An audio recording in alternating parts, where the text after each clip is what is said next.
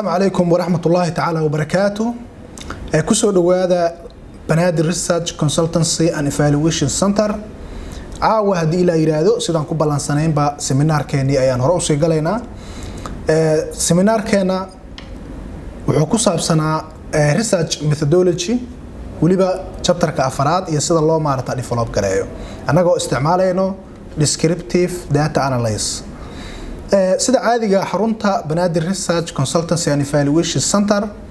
waxay u bixisaa wax loo yaqaano research-ka saddex level oo kala duwan. levelka koobaad oo loo yaqaano beginner-ka looguna talagalay wax loo yaqaano in lagu ka fargareeyo research process-ka in qofka laga soo dhiso. marka labaad research methodology by practice ayaa levelka labaad ah waxaana loogu talagalay in maarata lagu diyaariyo habka loo qoro buugga qalin jebinta ardada jaamacadaha ka qalin jebinaya iyadoo markaas la marayo process ah sida topic loo doorto laga bilaabo chapter 1 sida loo qoro 2 3 reference-gii questionnaires-kii ada maarata preliminary pages-kii oo proposal ku lahaa ilaa data collection-kii laga soo sameeyay by collective iyo by online intaba iyo sidoo kale chapter 4 in la bilaabo then 5 la qoro la isku soo xiro la wadareeyo iyadoo grammatkii wixii idin la saxayo hadaba marka insha Allah ta'ala qaybta hadda aan qaadan doono maarta seminaarkeena ah chapterka afraad iyo sida loo develop gareeyo by descriptively data analysis anaga isticmaaleyno waxay ku jirtaa ama maarta qayb ka noqonaysa levelka dhexe ee loo yaqaano research methodology by practice. hadaba hore ayaan u sii galeynaa magacaygu waa Cabdinuur Abuukar Axmed walan walku magac dheer maarta hore ayaan marka programkeena u sii dhaqaajinayna. seminaarka sida idin muuqataba ama sida aan wada ognahayba waa developing chapterka afraad lagu sameeynayo waxaana weeyaan chapterka afraad waxa loogu talagalay data wax loo yaqaano presentation analyzing and interpretation. saddexdaas ayaa sida caadiga ah lagu ka fargareeyaa oo la isla wada ogol yahay la islana og yahay. okay hadaba marka topic-yadeena waxay sii kala noqon doonaan data collection. okay sababtoo chapter 4 markii la develop gareynayo waxa ka horeeyo oo loo baahan yahay in xog la soo aruuriyo weeda collective lagu soo aruuriyo or maxay online lagu soo aruuriyo intaba. then data entering ayaan ka hadli doonaa in xogtii la soo aruurinayay lagu shubo application-ka maadaama aan ku analyze gareyn doono xogta SPSS in lagu shubo su'aalihii maaratahay SPSS-ka sidoo kale jawaabihii su'aalahana oo markaas validity reliability-goodii la soo saxay in lagu shubo kadibna maarata halka laga bilaabo ka bilaabno wax loo yaqaano building up ka chapter 4. chapter 4 kiligi ayaan marka hore dhisaynaa kadib ayaan waxaan bilaabaynaa shaqadii ahayd marka data presentation-ka inagoo marka table iyo graphics labadaba ku soo bandhigayno datadeena. sidoo kale ugu dambeyntii waxaan sameyn doonaa data analysis and interpretation. okay oo isla table-ladii iyo graphics-kii markaas aan ku tarjumayno decision-na aan ugu soo saarayno wixii fidhisiyo ka soo baxay ama findings ama result ah. okay hadaba marka kan koobaad hadaan u galo data collection-ka waxaan isticmaali doonaa caawa questionnaire diyaarsan.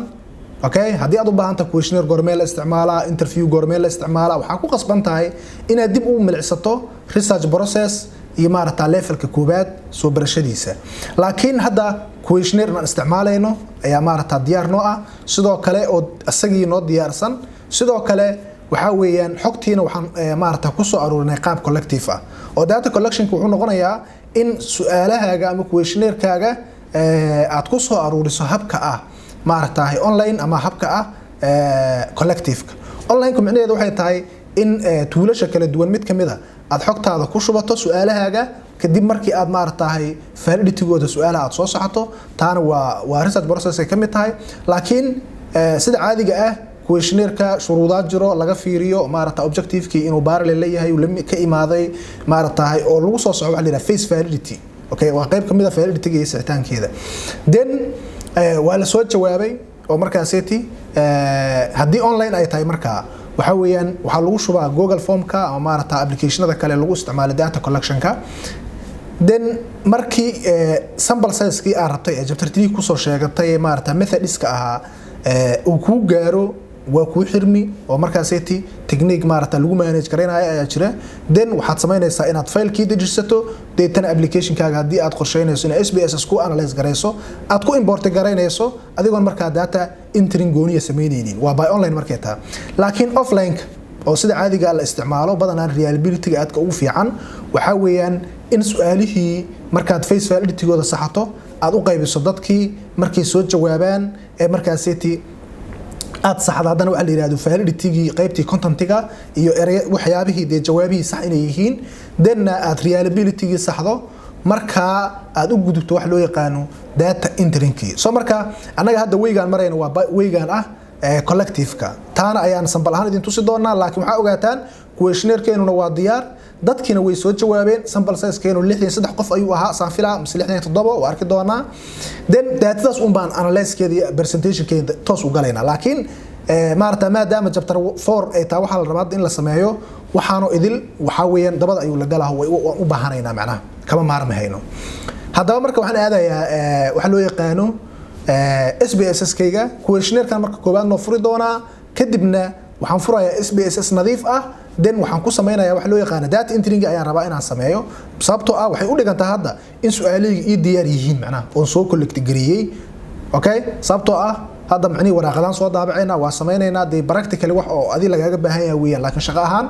waraaqadii way diyaarsan yihiin sideeba abka loogu shubaa ayaan u baahanaa inaan ka hadalno okay soo marka data entering weeyaan data entering marka insha Allah ta'ala qaybta koobaad waxaan sameyn doonaa su'aalo oo ii diyaarsan ayaa waxaan ku shubi doonaa kaliya SPSS okay marka labaad hadana waxaan u soo laabanaa isla data entering-kii in aan jawaabihii dadka kaba soo qabo waraaqadii halkan ii yaalo inaan waraaqadba mar soo qabto kadibna ku shubo qofkaaseti wixii uu ku jawaabay oo laga soo collect gariyay okay hadaba SPSS nadiif ayaan daaranayaa oo fresh ah macnaheedu cusub midka caadiga ah oo noo diyaarsan markaan chapter 4 data presentation-ka aan sameyn tagno ayaan isticmaalaynaa okay laakiin hadda sidee baa loogu shubaa naftirkeeda ayaa barasho naga rabta okay waxaan sameynayaa marka file waxaan imaanayaa qaybta hoose waxa arkaysaa waxay leedahay variable view iyo waxa loo yaqaano data view okay soo marka qaybta variable view-ga waa qaybta hoose ayaa waxa laga baahan yahay hal mar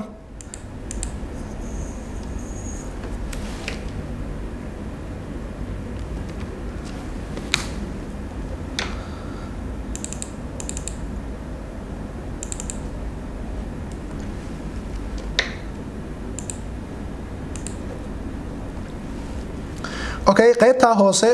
data view ka arkaysid iyo variable view-ga ayaa waxay kala tahay labada option ee aan u baahanahay inaan in badan ka fahno okay hadaba waxa ogaataa marka data view-ga iyo variable view-ga inay kala yihiin midka hoose ee variable view-ga ah waxa loo isticmaalaa in su'aalaha halkan looga kaydiyo waana qaybta hadda aan u socono qaybta kale ee data view-ga ay ku qoran tahayna waxa weeyaan waa qaybta loogu talagalay in jawaabaha dhowta laga xareeyo okay marka koowaad marka si aan su'aalaha u xareeyo variable view ayaan imaanayaa variable view markaan imaado su'aalaha waxaan ka xareyn doonaa su'aal walba by name variable name aan u baahanahay koow waxaan kaloo u baahanahay wax la yiraahdo labelka oo optional ah iyo waxa kaloo waajib ah value-ga in laga xareeyo soo marka value-gu waa jawaabihii maarata name-kuna waa su'aashii magaceedii laakiin halka name-ka ah ma aqbalayso hadal dheer hadalka oo dhameystiran labelka ayaa sida caadiga ku qoranaysa qaybaha kale marka waxba kama taabanayno hadii la yiraahdo measurement-iska iyo alignment-iga waxyaabaha la xiriiro okay automatic ay u saxan yihiin waxaan aadayaa marka inaan questionnaire-kayga soo furto ii diyaarsanaa okay questionnaire-kayga waa kan sample-kan aad u jeedaan waa sample hore oo arday maarata xarunta ka tirsan ay sameeyeen soo marka anaga waa ka faa'iideysanaynaa oo kaliya su'aaleena marka su'aasha ugu horeyso waa gender of respondents okay qofka marka ugu horeyso waxa la weydiinayaa genderkiisa copy ida waxaan imaanayaa abkayga SPSS-ka ah name-ka su'aasha taa ma dhigi karo haddii aan dhigay tab ilaana ma iga yeelay sababtoo space wax bay leedahay name-ku ma aqbalayo wax space ah okay hada tab daa'ira muxuu lahayaa fiiri variable name contains an illegal character soo marka ma aqbalayo saas darteed waxaan ku qasbanahay labelka ayaan xogtoo dhameystiran dhiganayaa laakiin erayga gender waxaan ku qoranayaa eraygaas bis ayaan halkan qaadanayaa variable name ayaan ka dhigaa wax space-na ma gelinayo then waxa ii xigayo genderkiina name-kiina waan soo xareeyay labelkiina waan soo xareeyay markaan waxa laga baahan yahay inaan value-ga xareeyo oo jawaabta ah meeqa jawaab ay su'aashaasi hadaba leedahay okay labada jawaab ay leedahay waxa weeyaan waa male ama female qof inuu ku jawaabi karo labada option aan u diyaarinaa marka okay value ayaan furayaa ko kadib waxaan ku qorayaa male oo ah numberka koobaad number 2na waxaan ka dhigayaa female deetana waxaan leeyahay add asagana kadibna okay su'aasha koobaad hadaba halka ayaan kaga baxay su'aasha labaad waxay noqonaysaa maxay su'aalahayga ayaan soo eegayaa waa educational level of respondents koobi soo dhimarka halkan aan imaanayaa erayga marka oo variable name-ka maadaama aan su'aal dhameystir hadal dhameystiran oo maarta space iyo wax aan laga aqbalaynin waxaan sameeynayaa educational baan leeyahay educational level so marka educational space maana isticmaal levelka iyo dhexdooda ee laakiin calaamadda hyphen ayaan isticmaalo waa halka calaamad ee variable name-ka aad isticmaali kartid okay si aad laba eray isku xirto halkan control v ayaan ku dhahay hadalkii oo dhameystiran educational level of respondents halkan ayaan furayaa deetana jawaabaha kala duwan ee available ka ah ee qofku ku jawaabi karan u diyaarinaya oo waraqada ku qoraa waa shantan jawaabood waa postgraduate waa bachelor degree waa diploma waa secondary waa primary afarta ayaan u diyaarinayaa ko waxay u dhigmaysay postgraduate okay postgraduate level ah iyo level kale ah bachelor's degree iyo level saddexaad oo ah diploma level iyo level afaraad oo ahaa secondary level aan dhaho iyo number 5 oo ah primary level afarta ama shanta option ayuu qofku mid ka dooran karaa uu noqon karaa sida aan anagu ugu tala galna hay hadaba age of respondents ayaa noo soo qaadaya waa su'aasha xigta halkan age baan ku qoranayaa maadaama aysan iga aqbalaynin hadalkoo dhameystiran halkan ayaan dhiganayaa data age-ka available-ka ee markaas aan xaq u leeyahay waa 18 to 28 29 to 39 40 to 49 51 above halkan 50 ayaa laga rabay si isugu xiranto maadaama ama waxaan sameynaynaa halkan waxaan ka dhigaynaa maadaama 10 loo waday halkan 50 noqonayso okay sidaa baan u save gareysanaa marka aan halkan ugu shubi doonaa A4 waxaan leeyahay ko waa 18 to 29 years old add baan leeyahay number 2 waxaan leeyahay kan 28 ayaa laga rabay raali noqda maadaama groupka uu 10 ku socdo hay number 2 waxaan leeyahay 29 up to 39 good add baan leeyahay number 3 waxaan leeyahay 40 up to 50 years old group ah groupka afaraadna waxay noqonayaan 51 and above years of years old deetana add isagana kadib waxaan leeyahay okay sidaa baan ku wadayaa waxaa ii xigsan doona su'aasha xigto oo waxaan filayaa inay tahay yes number of years of experience qofka intuu shaqeynaya waxaan rabnaa inaan weydiino den halkaan aan u dhigayaa laakiin halkaan waxaan dhiganaa experience maadaama aan variable name ka hadal badan laga ogolayn levelkanna waxaan dhiganaa xogto dhameystiran halkaana waan furayaa optionada aan haysto maxay kala yihiin mid waa none mid waxa weeyaan 3 mid waa 47 midna waxa weeyaan okay optionadaasan qoranayaa ko waxa weeyaan no experience number 2 wuxuu noqonayaa 1 to 3 years ayuu ahaysaan filaayo inuu shaqeynayay 1 to 3 years experience ah iyo 3 oo ah 4 to 7 saan filaayo years of experience iyo number 4 oo ah 8 and above years of experience add then okay halka waxa ku baxaya marka qaybtii koobaad ee demographic ahayd su'aalaha qayb demographic ayay lahaayeen qaybaha xiga marka waa objectiviska waxaan bilaabayaa marka objectiviska statementskooda kuwa oo looga jawaabayo shantan skill qofku wuxuu oran karaa strongly agree wuxuu oran karaa agree caadi ah, neutral, disagree iyo strongly disagree. Inagoo dhanka negative-ka ka bilaabayno ilaa positive-ku ugu culusna uu noqonayo 5. soo marka koow waa strongly disagree, waxa xigo 2 ah disagree caadi ah, neutral, agree 4 ah, 5na waxa weeye strongly agree. Okay, haddaba marka waxaan sameynayaa promotion eraga ah waa variable-kayga koobaad, variable-kayga labaad waa reward, variable-ka saddexaadna waa training, macnaha waa saddexdeedii objective. Okay, markaaseti hore aan u soo wada shaqada ugu soo waday promotion eraga aan qaadanaya waxaan u bixinayaa name ahaan saan u isticmaalo promotion 1, promotion 2 ah, promotion 3 macnaheedu statement-yadana levelka ayaan dhigi doonaa. haddaba halkan ikeen waxaan leeyahay okay promotion 1 ah waa su'aasha koobaad ee promotion, su'aasha labaad ee promotion, su'aasha saddexaad ee promotion and employee performance. macnaha halkan saddexda xabana waxaan ku soo baasti gareynayaa saddexdeedii statement easily copy la soo leeyahay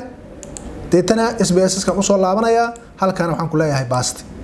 Okay, statement-yada dhameystiranna waa ka halka bay yeelin hadhowti table-ka kuwan ayaa ku soo bandhigmaayo. kan ayaan furayaa jawaabuhu maxay kala yihiin. koow waa strongly disagree sidii aan horaba ugu soo heshiino. lambar 2na waxa weeyaan disagree. lambar 3 qofku wuxuu dooran karaa hadduu doono neutral. option-ka kale ee afraad ee uu dooran karaa waxa weeyaan agree caadi ah. lambar 5na waa strongly agree dana okay dheh. soo marka kan waxa weeyaan copy ayaan dhahanaya, kuwan kalena waa ku copy-sanaya maadaama ay isku jawaab leeyihiin statement-yada oo qofku midku doono 5 option ka dooran hayo. haddaba marka copy-gan hadda aan sameynayo qofkii version-ka isticmaalaya SPSS-ka wax ka hooseeya 2016 ama 2016 naftirkiisa waxa weeyaan uma shaqeey doonto. haddaba mid walba inay goonidii u soo geliso ayay kaaga baahan doontaa oo copy ma shaqeynayo sida ogsoonow. Okay, qaybta xigto train reward weeyaan waxaan sameynaa marka waxaan leeyahay reward 1 ama reward is 1 statement-iga labaad ee reward-iska statement-iga saddexaad ee reward-iska. saddexda xabaan halkan ayaan soo dhiganayaa. Okay, saddexdeeda statement awday yaa inta leewayba good. halka ayaan ku soo baasta gareena ama 4 su'aal ama 3 su'aal intii kolba markaas aad adigu wadatid. Okay, space qaldan uga galay iga tir qaybta marka good. kanna soo koobiyay saddexdan xabba baasta ku soo dhaho waxa problem ma laha. so good. halkaan aan imaanayaa waxaan sameeynaa statement-iga xigto ee training in aan soo qaato. kadibna aan iraado training number 1 waa midda koobaad, statement-iga labaadna waxay noqonaysaa training number 2, tan saddexaad statement-iga saddexaad ee training ay kala noqonayaan. halka ayaan ku soo wada baasti gareysanaa saddexda statement-i. Okay, control v ku dheh then kanna ii soo koobiyay halkan waxaan tiraahdaa control v ku dheh isagana. inta dabadeed marka waxa ii xigayo inaan jawaabihi xareeyo. hadda 13 su'aalood ayay ka koobnaayeen questionnaire-kayga waan xareystay. waxa ii harsan marka inaan jawaabihi inaan xareeyo markaan hadii la yiraahdo. Okay, waxaan sameynaa marka data view-ga ayaan imaanayaa. waxaan leeyahay marka qofkii koobaad muxuu yiri koow inuu dhakaba soo qabo mail, qofkii labaad educational level-ka inuu ba doorto kaba soo qabo lambar 2 oo ah bachelor degree, age-kiisa inuu doortay da' yar oo ah 18 to 28, experience-ga inuu ba doorto kaba soo qabo nan. Okay, promotion-ka fur isagana. Okay, waxa doortaa kaba soo qabo strongly agree inuu doortayba. Okay, kan strongly agree inuu doortay. lambar 5 la u qorada strongly agree rabtid, 4 u qorada agree rabtid inuu yiri oo waraaqada ay ku qoran tahay, 3 waa neutral, 2 waa disagree saan ogeynba, 1 waa strongly disagree, 1 kale. Okay, qofkii koowaad marka waraaqadiisii waa dhameysay iska dhig midda labaad soo qabso hadaba. then haddana waxa weeyaan number 2 waa female. Okay, halkaana waa bachelor-kii leedeh, halkan waxa weeyaan da'da koobaad la iska dhaayadana. Okay, experience-ga waxa ka dhigtaa lambar 2 oo ah 1 to 3 years old, I mean experience ah. kanna waxa ka dhigtaa lambar 3 oo neutral ah.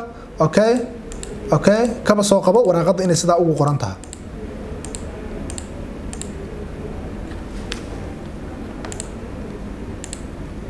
Okay, so marka hadda qofkii labaad sida ku xareeyso waxaan naga rabaa marka inta sample size-keenu yahay inaan sida ugu wada shubno oo waraaqadihiina dadka sidaas uga soo aruurinay oo diyaar noo yihiin. haddaba marka inta dabadeed waa save garaysanaysaa faylkaaga adigoo dhahayo file kadibna save as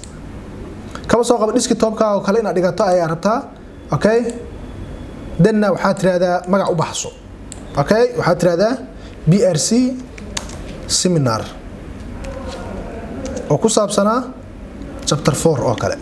danna desktop-ka save ku dhaho hadhowti marka halkaas kali ka soo siisane hawshaadana ka sii wadanaysaa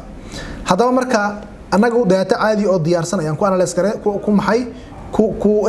sameyn doona wax loo yaqaano analyze keena iyo presentation keena iyo chapter 4 keena intaba kan intaan dhameynayna kadibna ma dhihi karno waan analyze gareynayna soo marka kaayaan isticmaali doona laakiin markaan waxaan doonayaa in slide ku laabto data entry halka buu igu dhamaaday oo waxaan sameeyay inaan markii koobaad ku soo shubay su'aalihii SPSS-kayga sidoo kale inaan ku soo shubo wax loo yaqaano jawaabihi okay oo hadda laba qofood baan soo xariyay jawaabahooda laakiin ka badan ayaa markaas ilaa iyo sample size-ka intuu yahay ayaa ka soo xareynaysaa haddaba su'aasha xigta waxay tahay building up chapter 4 inaan building up gareeyo okay build up kan waa easy chapter 4 ayaan imaanayaa okay wuu ii furnaa waad cusub fura adigu margin-kiisi wixiisa dhan saxo okay then waxa weeyaan halkaan waxaan ku qorayaa inaan build up ki koobaad sameeyo kadibna data presentation ki bilaabo build up marka wuxuu noqonayaa in structure-ka guud dhammaan wixii topic chapter 4 soo gali karo inaan structure gareeyo dhiso marka koobaad waa meelaha ugu muhiimsan halkaan waxaan ku qoraa marka chapter 4 magaciisuna yahay data presentation comma data analyzing and interpretation kadibna waxaan ka dhigayaa dhamaantood ba heading 1 maadaama topic koobaad ay tahay halkaana centerka ige enter de marka then 4.0 sida caadiga waa introduction okay enter de 4.1 waa qaybta labaad su'aalihigan aadaya marka okay xasuusnaaw qaybtan waxa igu jira dhankana dad fiiriso waa chapter 4 dhankana waxaan ka soo analyze ka soo doonanayaa waa questionnaire-kayga iloobina dhowti haddaba marka questionnaire-kan click siisanaya section-ka koobaad waa maxay sectionada uu leeyahay horta waa maxay dhamaantood waa demographic waxa kale oo diyaar ah objective-ka koobaad qayb kale ayuu hogaamiyaa sidoo kale qaybtan objective-ka labaad qayb kale ayaa hoos imaata training-kana asagana objective-ka saddexaadna qayb kale hoos imaata saddexdaas topic oo waaweyn ayaa jirta halkan control v igu dhamarka waxa kana ka dhigtaa 4.2 kana waxa ka dhigtaa 4.3 kana waxa ka dhigtaa 4.4 okay deetana saddexdoodaba heading 1 ka dhig waa saddexda topic ugu waaweyn ee halkan aan ku isticmaali doono demographic ayaan gudaha u galayaa marka waa 4.1.1 waa qaybtiisa koobaad questionnaire-kan u laabanaya waxaan soo qaadanaa inta qaybood ee hoos imaato demographic-ga waa 1 waa gender-ka waa 2 waa educational level-ka waa 3 waa age-ka waa 4 waa number of years of experience koobi isoo dheh chapter 4 kaygu soo laabo halka control v ku dheh denna 4.1 muxuu noqonayaa kan 2 kanna wuxuu noqonayaa 4.2 sorry 0.1.3 kan ugu dambeeyana waa chapter-ka afraad qaybtiisa koobaad su'aashiisa afraad okay dhamaantood waxa ka dhigtaa hadana heading 2 maadaama ay kaalinta labaad yihiin topic-yana yihiin oo la hoos imaana ayagana kana kaligiisi wuxuu noqonayaa 4.2 qaybtiisa koobaad 0.1 good waxaan aadaa questionnaire-kayga denna saddexda statement ayaan soo qaadanaa ay qaybtaani leedahay koobi isoo dheh halkan control v ku dheh okay then waxa ka dhigtaa halkan 4.2.2 okay iyo 4.2.3 saddexdaba ayagana waxa ka dhigtaa heading 2 oo topic labaad ah okay reward imaw then waxa weeyaan waa 4.3.1 ayuu noqonaa qaybta koobaad su'aaladeedii ii doon questionnaire-ka aad saddexdiiba waa kuwan control v halka ku dheh soo marka ka uu ku qoraa kana waxa ka dhigtaa 4.3.2 kana waxa ka dhigtaa space-kan iska saare waxa ka dhigtaa isagana 4.3.3 okay then waxa ka dhigtaa isagana heading 3 qaybta ugu dambayso waa 4.4.1 waxa ii doontaa questionnaire ku laabo saddexdii statement ee section-kan isagana soo qaad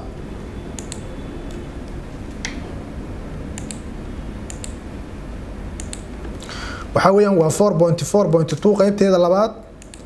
qaybteeda xigtana waa 4.4.3 okay denna highlight garay waxaan ka dhigtaa heading 2 isagana. Okay, halka waxaa ku baxay marka structure-kii koobaad ee chapter-ka afraad, structure-kii ama build up-kii wixii loo yaqiinay ayaan halkaas kaga baxaynaa. Then marka halkan waxaan ka bilaabaynaa wax loo yaqaano ama ka sii galaynaa data presentation inagoo marka koobaad sameynayno by tables. Okay, presentation-ka by tables iyo by graphics ayaa labadaba loo isticmaali karaa, laakiin halkan ayaan waxaan ka galaynaa presentation-kii inagoo tabeladii ka soo qaadanayno SPSS-kii deetana maarta chapter 4-kii geysanayno. Okay, SPSS-kayga aan daarto. Okay, SPSS-ki waa kan waxaan sameynaa marka analyze ayaan leeyahay deetana descriptive frequency kadib halkan ayaa waxaan ka soo dooranayaa su'aasha aan rabo inaan analyze gareeyo on table-ka ku soo bandhigo. So marka waxaan qasaba display frequency tables inay jeega ku saaran tahay. Okay, gudaha ii soo geli then okay ii marka charts iyo waxba uma baahni marka koobaad sababtoo ah waxaan ku soo bandhigaa kaliya table ahaan. Okay ii marka su'aasha koobaad waa tan male waa 50 qofood, female waa 10 iyo maarta 7 qofood. Copy ii soo dheh waxa ii keentaa chapter 4-kayga halkanna control v iigu dheh table-kayga halka ii soo dhig. Table kasta marka waxaa jiro waxyaabo laga saxayo. Koow waxaan ka sixi doonaa horta magacan kad ayaan dhahanayaa sababtoo ah table ahaan inaan kor u soo geliyo ayaan rabaa si caption aan ugu sameeyo oo hadhowti aan list of table-ka inaan sameeyo igu fududaato oo ka tirsan preliminary pages-ka chapter 1-ka koreeyo. Okay, halkan space ka saar sidoo kale labadan column uma baahni ee dambe iga saar. Okay, kanna line-ka la soo facay ama qaab automatic ah oo leh dadka adoo joogo aad sameynaysan way jirtaa waa ku saxan kartaa. Okay, waxa kale oo saxaya farta anoo Times New Roman ka dhigayo halkaana 12 gaarsiinayo. Sidoo kale waxaan saxaa table-ka iyo qaabka u muuqanayo. Table design-kan tagaya kadib labadan maarta waxa loo yaqaan table style options-ka ayaan jeega ka wada qaadaa kaliya labada hore ee header row-ga iyo first column-ka ayaan ku reebanayaa. Sababtoo waxaan rabaa inaan laba xariiqtin oo kore bis oo topic ah iyo xariiqtinta ugu hooseyso ee table ku dhamaada bis inuu yahay tabeladan warwareega ma rabo. Soo marka style-kan saddexaad ayaan dooranayaa sida ayaan ka rabaa inuu ii noqdo. You see it? Then marka waxaan rabaa inaan u sameeyo caption-kii magacaan gender-ka ah ayaan waxaan rabaa table 4.1.1 inaan halka ku sameeyo table-ka ah dushiisa. Then waxaan leeyahay marka right click insert caption. Okay, halkaana waxaan ka dooranayaa table la yiraahdo table 4.1 haduusan ku jirin waan abuuranayaa anoo new level ku dhufanayo. Then waxaan leeyahay table 4.1. then asaga wanka kale generate gareena ilaa inta su'aalood ani afar su'aalood aan uga baahnaan doona laakiin ilaa intiba aan wado oo halka marka aan dooranayo uu easy generate gareena. Hadda muxuu sameeyay table 4.1 point aan abuuray isaga pointiga kale ee koobaad ee wanka ku daray. then halka control v igu dheh center of respondents. Sidoo kale position-ka waxaan rabaa table korkiisa ama hoostiisa inuu ku soo qoro table-ka korkiisa ayaan rabaa. then okay ayaan leeyahay. Soo marka table 4.1.1 center of respondents uu soo sameeyay. Halkan hoosan waxaan uga qorayaa primary data inay tahay aan ku muujinayaa source-geedana waan cadeynayaa inay tahay 2022.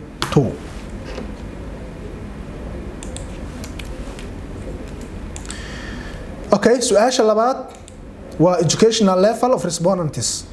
Haddaba waxaan u laabanayaa abkaygii SPSS-ka then sidii horeba waxaan sameynayaa analyze descriptive ayaan tagayaa frequency ayaan ku dhufanaa gender iga soo celi educational level-ka ii door deetana waxaan tiraahdaa okay display frequency table-na wuu ku dooranyaa ogsoonow. Kan ayaan waxaan soo dhahayaa marka copy table-ka deetana halkan ayaan keensanayaa. Okay, qoraalkaana waxa weeyaan sidii horeba kad ayaan dhahanayaa space-kaana waan iska saarayaa sidoo kale labada column ee dambana waan iska masaxayaa. Okay, kanna waxa weeyaan halka iige sidoo kale waxaad sameeysaa design-ka inaan saxdo farta ka bilow marka hore. Okay, size-ka 12 ii gaarsii sidoo kale table design-kii tag. Okay, table style options-ka okay check qaad labada hoose first column-ka iyo waxaad saartaa header row-ga then design-kan saddexaad dooro.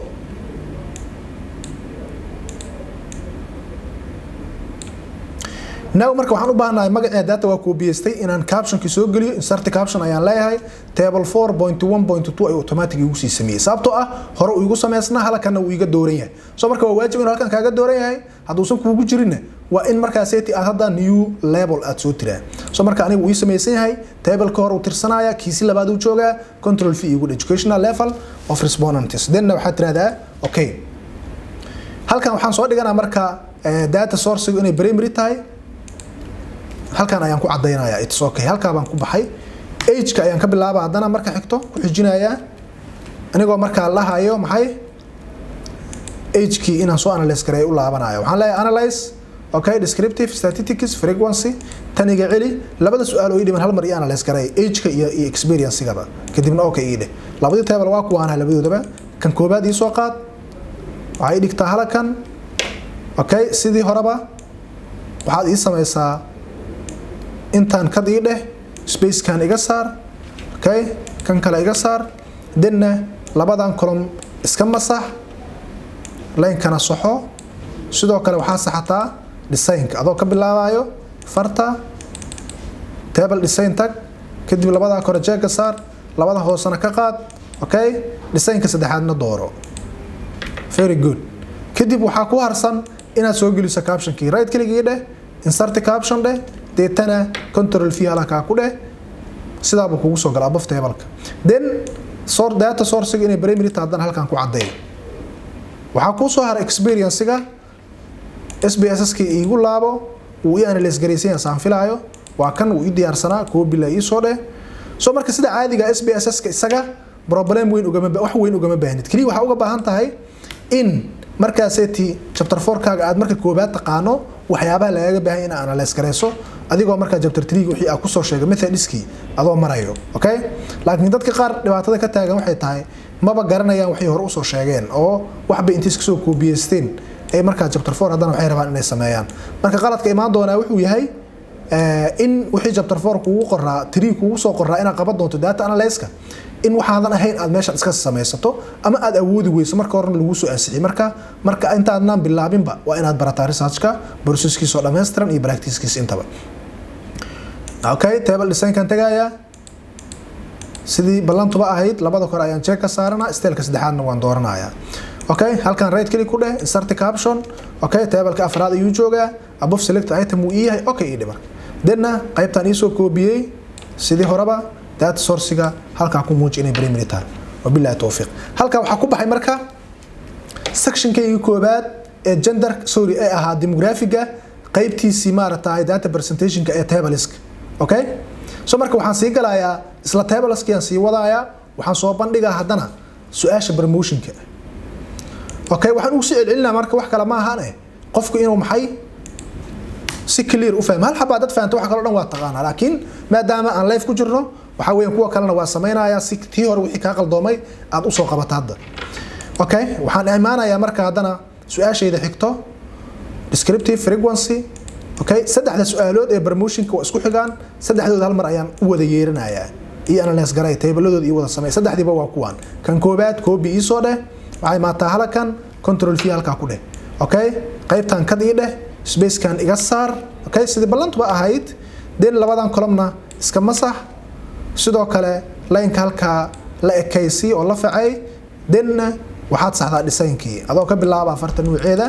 size-ka table design-ka tag labadii column ee korojeega saar kulli waxaan rajaynayaa wax aan ka sheekaynayaa qaybtan in loo jeedo qaybtan midig fiiri afarta xabo labada kor uun baa jeega ku reebaysaa labada hoose waa ka qaadaysaa iyo maca labada dhexe okay soo marka labada kor uun baa hadda jeeg gu saaran yahay sida ku muuqato labada uun baa ku reebaysaa kadibna design-kan waxaa dooranaysaa muujinaya labada xariiqtin ee kore iyo kaliya xariiqtinta hoose inta ka dhaxaysana xogta uun baa lagu qoraa mooyay wax xariiqtin oo kale lama ogola table-ku kuma muuqanayo soo marka waxaad samaysaa design-ka iyo door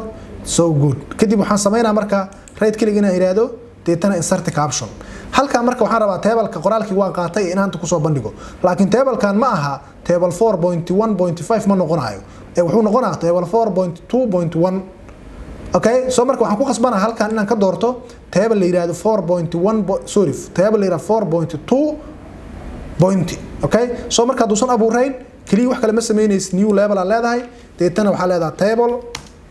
4.2 point bes point ayaa ku sameeysa okay marka tira isaga muxuu bilaabayaa inuu generate gareeyo kiisi koobaad uu ku soo geliyo okay control v ku marka qoraalkii above select item way ku tahay okay and that's it then data source-gii soo qaado halkan control v ku dheh maxaa xigo su'aasha xigto very easy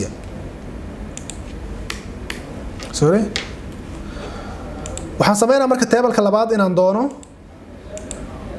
okay wuu analyze gareysnaa waa kanaha ii soo qaad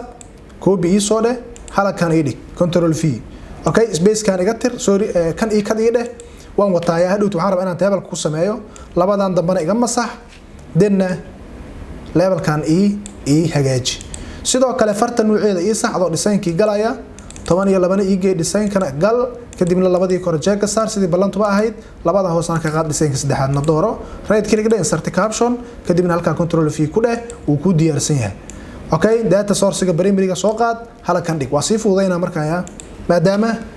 in badan aan ku celceliyo markaan filayo inay clear tahay soo marka soo qaad table-ka xigo right click copy then halkan imaw control v ku dheh halkan then table-kan cut soo dhaho sorry soo wada wato nadiif ah cut soo dheh space kan iska masax labadan kolamood dambe iska saar okay la facay line-ka sidoo kale waxaad sameeysaa inaad design-kii saxato okay deetana 12 gaarsii kan farta table design-kii tag labada kor jeega saar labada hoosana ka qaad good then right click dheh sarti caption kadibna very good space kan iska saar sidoo kale data source-gii oo primary-ga muujinaysana soo qaado ee halkan dhig sidoo kale qaybtan waxa ka bilaabanaya marka halkan wordka soo marka qaybtan si gelitaankeeda ee maarta ee data presentation-ka waxay la mid tahay qaybtii barnaamijka aan soo sameynay iyo qaybtii ka horeysay ee demographic characteristics ama profile-ka haddaba marka table-ladii maarta isla sidiiba u saxaysa isla process-kii maraysa isla SBS sidiiba uga soo qaadanaysa soo marka inta baan ku sameeynaa dila yiraahdo qaybta presentation-ka ee tables-ka marka waxaan galayaa marka dila yiraahdo data presentation aan ku sameeyo qaybka graphics-ka ama charts-ka okay waxaan imaanayaa marka su'aalaha hore qaybta gender-ka oo su'aasha koobaad ah demographic characteristics-ka halkan ayaan imaanayaa waxaan soo dhigan doonaa dila yiraahdo chart presentation ah una ah gender-ka haddaba waxaan sameynayaa marka SPSS-ka ayaan galayaa data analyze isla weyga hadaya descriptive frequency then marka qaybahan ayaan iska soo celinayaa su'aasha koobaad ayaan u baahnaa gender okay soo marka hadda display frequency tables uma baahni jaaga iga qaad okay laakiin waxa u baahan tahay chart then waxaan tagayaa bar chart then waxaan dooranayaa halkan waxa loo yaqaano qaybta hoose waxaan ka dooranayaa percentages okay then percentage ii dooro then waxaan leeyahay continue okay very good so marka hadda chartigii oo maaragtay presentation-ka u sameynaya gender-ka uu ii soo baxay waxaan u baahnaa marka inaan quruxsado sidiisa aan ku qaadan karaa laakiin waan qurxinayaa marka double click ayaan leeyahay waxaan u baahnaa marka inaan percentage-kii soo muujiyo hadda waan u ii muuqataa in maaragtay male-ku uu badan yahay female-kuna uu yar yahay laakiin percentage ahaan u soo bandhiga haddii aan u baahnahay waxaan ku dhufanayaa calaamadaas okay calaamadaas waxaan filayaa in arki kartid click ayaan siinayaa markii aan ku dhufto automatic waxa dhacay in mid walba percentage-kiisi lagu soo qoray okay so marka inaan kalareeyo ayaan rabaa hadana calaamada kale geeskeeda tii hadda calaamada kale ayaan hadana ku soo dhufanayaa deetana click ayaan ku siinaa chartiga madow ii door kaba soo qabo kana asna click si deetana fur colorka doonto dooro kaba soo qabo colorkan ayaan doonayaa iigu dhufo then kan iska celi okay halkiisi ku celi hadda waxaan sameynayaa marka inaan sii qurxiyo marka oo maartahay little bit attractive ka dhigo double click ayaan leeyahay hadda waxa weeyaan color kaliya soo marka depth and angle-ka ayaan dooranayaa data 3D ayaan ka dhigayaa okay sidaaba marka waxaan sameynayaa inaan maartahay apply ku iraado markaan qurxiyo soo marka sidaa hadii aad ku qanacsan tahay hadii aadan ku qanacsanayna labadan dhinac midka doonto balance garay midka doontana yaray adiga la weeyaan okay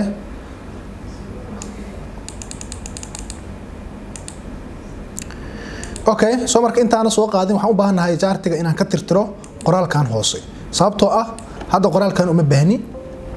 sidoo kale kanna waan iska masaxayaa sababtoo ah uma baahni oo aniga ayaa waxa weeyaan figure hadhow ku sameyn doono soo marka right click ayaan leeyahay copy chart ayaan dhahanayaa halkii aan rabay inaan dhigo ayaan imaanayaa paste ama control v ayaan ku dhahayaa soo marka aad buu u weyn yahay sida ku muuqato waxaad sameynaysaa inaad xoogaa inaad yareyso sorry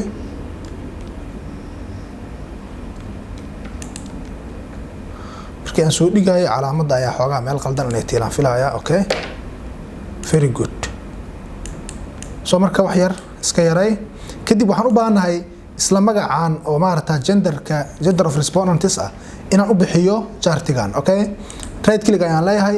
insert caption ayaan leeyahay kadibna halkan tableska ay ka doorantaa waan ka bedelayaa figure inaan ka dhiga ayaan rabaa soo marka figureka si toos inta waa ka raadi kartaa waad soo helaysaa laakiin waxaan rabaa inaan noocan sameeyo ah figureka ah 4 point maxay waa figureki koobaad oo u dhigmo table ahaan I mean figure ahaan waa buura waxaan leeyahay figure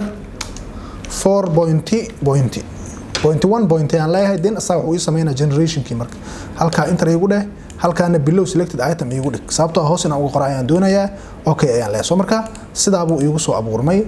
figurkii koobaad okay marka xigto waxaan rabaa educationalka in haddana soo qaato tablekiisa oo halkan aan ku soo muujiyo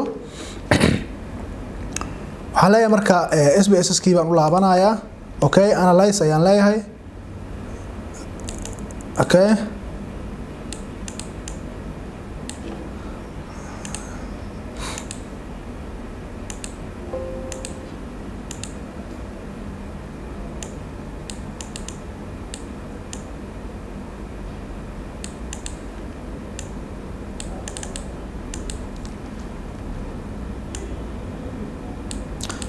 okay descriptive okay mid labaad miyaa furan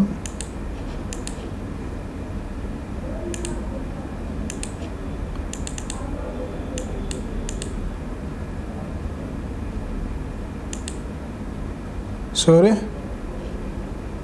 okay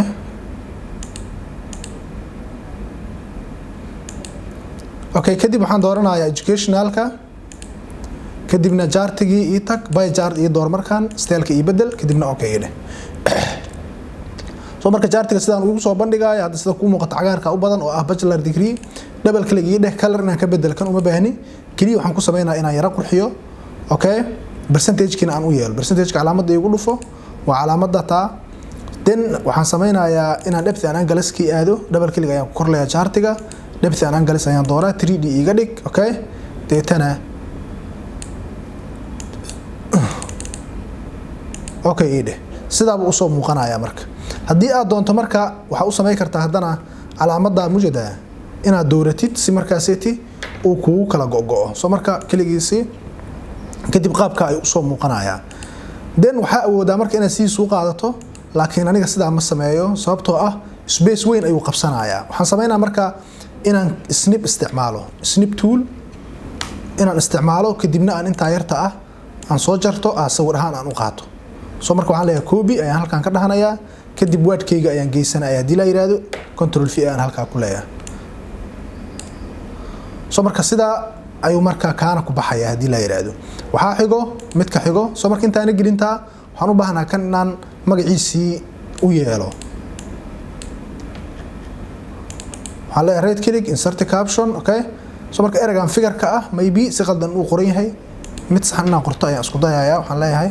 laakiin numberka ayaa markaas asagana iga qaldoomay soo marka iska daa siisa kuwad marka waxa ka soo baxo ayaan bedelanayaa right click ii dheh figureka saxda iyo door good kadib waxaan sameynayaa marka age-ka ayaan ku darayaa iyo experience-ga labadan hadaan doon hal mar isla yeeranayaa si dhibaatadu iga yaraatay waqtiga igu yaraado igu beeqaamsamo okay iga yara close kan okay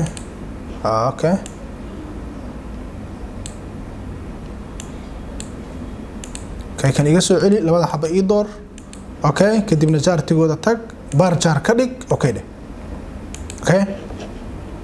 dan marka labada xaba waa kuwan midba mar ayaan soo qaadanayaa okay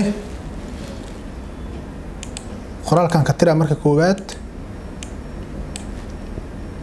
sidoo kale waxaan sameynaa inaan percentage-kii u yeelo okay color laban colorka isku kala mid ka dhigaya okay kan waxa ka dhigtaa guduud oo kale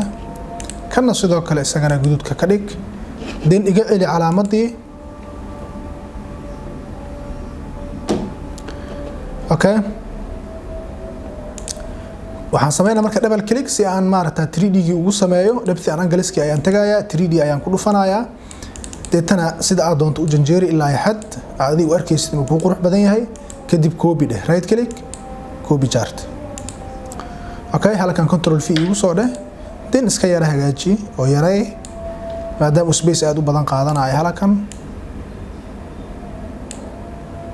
soo marka magacii si aan ugu bixiyo ii soo koobiyay kan right click dheh insert caption deetana okay ku dhisada soo marka erayga figure-ka saxo marka ku qoraysay ina saxda ayuu ku qurux badan yahay laakiin dhaxdaad ka saxdo laba table oo kale I mean laba list oo kala duwan ayuu tiri doonaa marka taas aan ka baqayaa inay ugu dhacdo okay kii ugu dambeeyay ayaan sameynayaa marka double click igu dhekan very good iga cancel iga tirtir qoraalkan kana iga tir soo marka double click dheh laakiin intaana dhin waxaan u baahnaa inaan sameeyo wax la yiraahdo inaan chartigi u yeelo colorka sidoo kalena percentage-ki u yeelo kana waxa iga dhigtaa maybe blue gan oo kale ama ya colorkaas iga yeel kadibna double click ku dheh depth and angle stack 3D ga dooro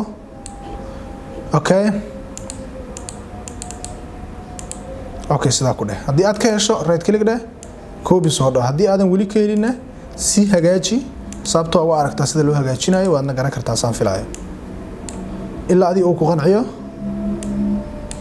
okay magaciisa aan ugu baxsado right click ii dheh insert caption okay control v dana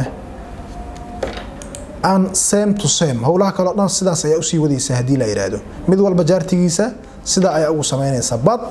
waxa ogaataa jaartiga iyo table-ka in labadooda la isla isticmaalo inaysan macno gooniya sameeyeen soo marka adiga waxa kugu haboon ama kula gudboon in aad table bis isticmaasho ama jaarti bis isticmaasho ama qaarkood aad isku dhaxwado okay soo marka markaan waxaan u galaynaa wax loo yaqaano data analyzing iyo interpretation waa iska soo gabagabeynayna insha Allah taala waxaan galayaa marka su'aasha ugu horeyso ee genderka ah waxaan tagayaa halkan table hoostiisa waxaan qorayaa marka analyzing iyo interpretation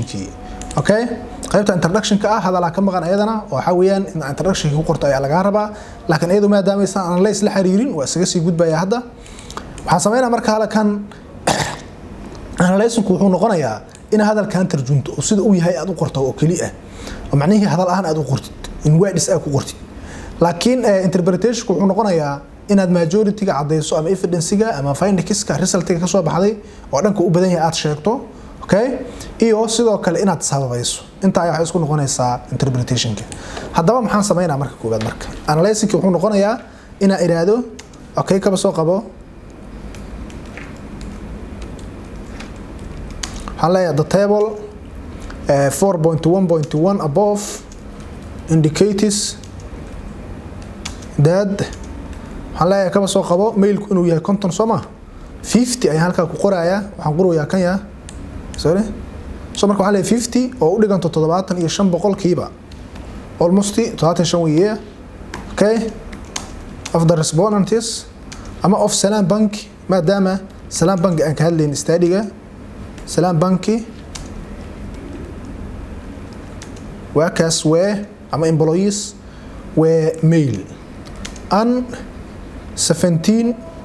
oo u dhiganto 25% of them na oo Salam Bank workers waxay ahaayeen maxay female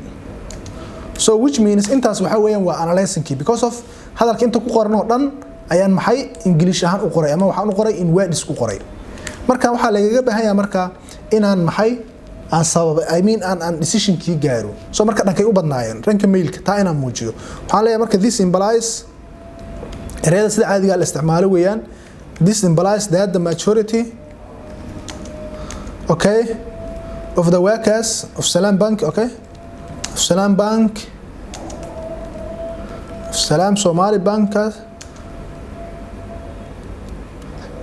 okay workers were waxay ahaayeen male and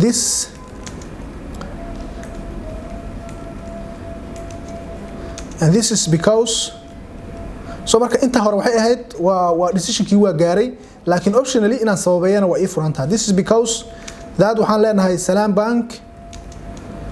Bank that Salam Bank mostly kaba soo qabo waxay shaqaaleysiisaa kulana mostly employs the men, okay, then the women ama the men bisa kaaga filan because of then the women inay tahay inta ay cadeynaysa then waxa laga rabaa inaad fartii saxato times new roman ka dhigo halkan 2 alif ka dhig, okay, justify ka dhig way ku taasaan filayo 1.5 na waxa ka dhigtaa line space halka waxa ku baxaya marka analyzing key interpretation key table kii koobaad table walba sidaas ugu sameeynaysa table ka xigo educational kina sameeyay aan raba marka isla hadalkan ayaan fasiraya I mean aan qoraya waxaan leeyahay kama soo qabata table above ama waxaan leeyahay the table 4.1.2 above indicators so marka majority hal mar asraacsi kartaa sidoo kale hadda so marka waxaan leeyahay that the majority labada group ugu badan yaa waaye waxa weeyaan postgraduate iyo bachelor degree maadaama ay hal dhinac isla xigaan oo ay maxay aqoon sare ay labadaba muujinayso labada level ugu sareeyay ee hadana number ahaan u badan yihiin waa israacsiina waxaan leeyahay that the majority oo kala ah 34 oo boqolkiiba u dhigma 51% an waa israacsiina macnaha an waxaan leeyahay 15 labadaba macni majority inay wada yihiin ayaan u qaadanayaa, okay, okay, of Salam Bank workers where waxay ahaayeen maxay qaybta si badan waxa waa bachelor ka soo ma hormari marka erga bachelor oo marka hore xisaab ahaan aan hormarinay bachelors ama waxa leeyahay workers apostrophe ingilina waxa leeyahay educational level where bachelor's degree an waxaan leeyahay 15 kan oo 22 ga macni waa booska maxay waa post graduate so marka waxaan leeyahay post graduate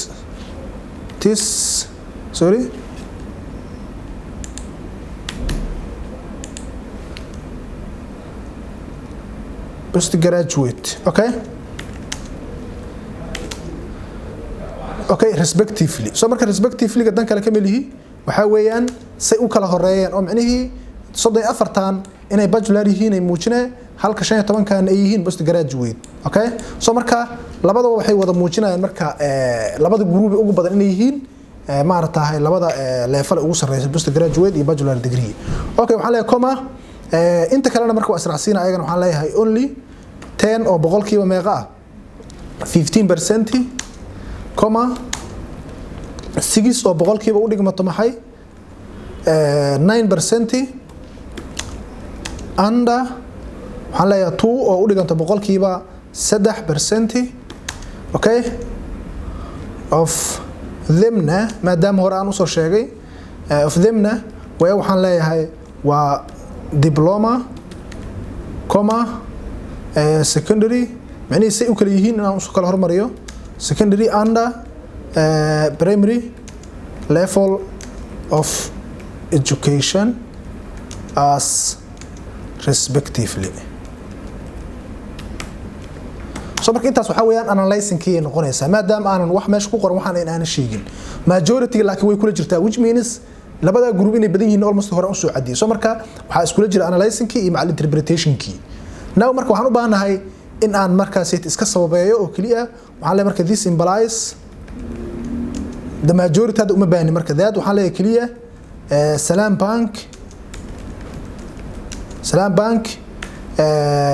Salam Bank prefers oo kale ama Salam Bank, okay, prefer to employees ama waxay bashardiyaa whatever you said ama however you said it's okay, prefer to employees the high educated people, okay, halka baan iska ekeynaya marka waxaan rajaynayaa marka inta kale inay saxan tahay farta uun baan saxanayaa justify iga dhig, okay, 1.5 halka iga dhig so marka labadaas sida ayaan ku sameeyay kan age kana sidoo kale isagana sidoo kale u sameynaysaa okay waxaan leeyahay kaba soo qabo okay inta riide leen cusub ii wada geey si aan space fiican ugu helo okay halkaan imaanaya waxaan leeyahay kan inta riga dheh halkaan waxaan leeyahay sidoo kale the table 4.1.3 above okay above indicators ama percentage oo kale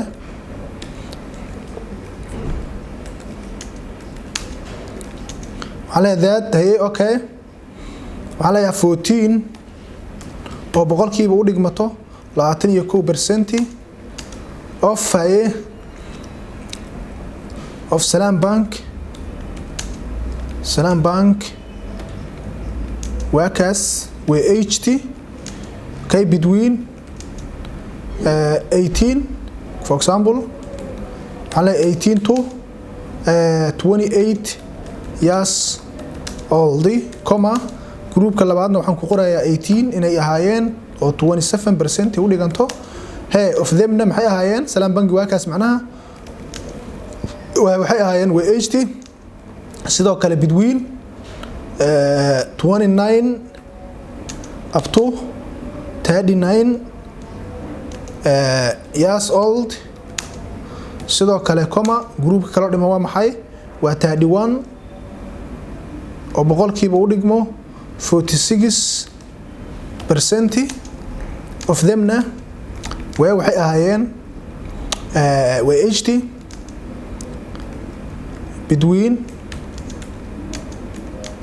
between okay 40 up to 49 years old and only okay afar qofood oo boqolkiiba u dhigmayso kaliya 6% ina hey WHT 50 and above years old inta analysis-kii ayaa asna ku baxaya mar kale waxaa marka this implies inaan markaas ay decision-kii soo saaro that the majority of Salam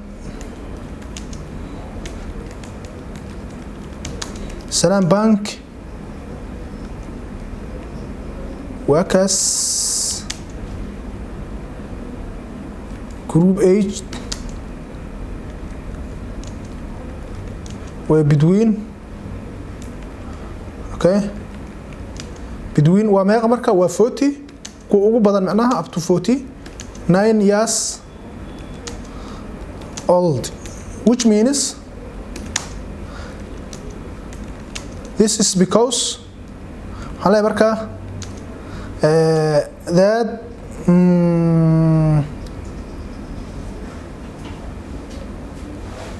dadka marka inay waaweyn yihiin laba mid buu keeni kartaa oo inay dad waaweyn ay u badan yihiin gruubyada dadka shaqeeya Salam Bank mid waxa weeyaan inay marka hore ayagu Salam Bank prefer gareyso inay group dad waaweyn qaadato oo marka ay ciyaalka aysan prefer gareynin markay shaqaalaha qaadanayso recruiting-ka ama staffing-ka laakiin sidoo kale waxa suuragal ah in dadku ay in badan la shaqeeyaan qofkii shaqada soo gala Salam Bank uusan ka tagin soo marka midda doontaba waa ku sababay kartaa laakiin sababta dhanba waa iska deyn karaa okay kaliya majority inaan ku dhawaaqo wabillahi tawfiiq halkaan aan ku simona way ii furantaa justify ii marka مع سلامه halka baan ku ekeynaya hal su'aalo marka waxaan ku darayaa su'aalaha caadiga ah kadibna waa iska soo gabagabeynayna hadii la yiraahdo su'aalaha caadiga marka oo objectives-ka Fergus tables-ka tan koobaad ayaan analyze gareynayaa soo su'aasha koobaad halkaan ay taalaa okay war promotion su'aasheeda koobaad waxa la marka sidoo kale the table 4.2.1 above ama above tadarto iska dhigi kartaa wax ku qasbaya malaha above hay percentage oo kale percentage that hay gruubyada ku kala dhawaaqaan marka strongly agree iyo sida bay kala dhaheen soo marka labada gruub ugu badan waa agree iyo strongly agree waa israacina markaas oo kale waxa la leeyahay the majority waliba ii raacsi hay the majority oo kala ah 26 oo boqolkiiba u dhigma 39% okay and 25 people or boqolkiiba u dhigma 37% okay of Salam Bank وكاس اوكي waxaan kala leeyahay marka midna waa strongly agree midna waa agree oo say u kala horeeyaan marka waxaan leeyahay where iyo halkan uma baahnid strongly ayaad leedahay agreed sida ba jab waxa u dhigaysaa maaratahay basti an waxaan leedahay agreed comma halkaas kaga sii baxaysa laakiin respectively waa raacsan kartaa comma ayaa leedahay gruubyada kale ayaa qoraysaa ayagana waa israacsiinay maadaama number iska yihiin 4 oo boqolkiiba 6 u dhiganto comma 10 people oo u dhiganto 7 people oo u dhiganto 10%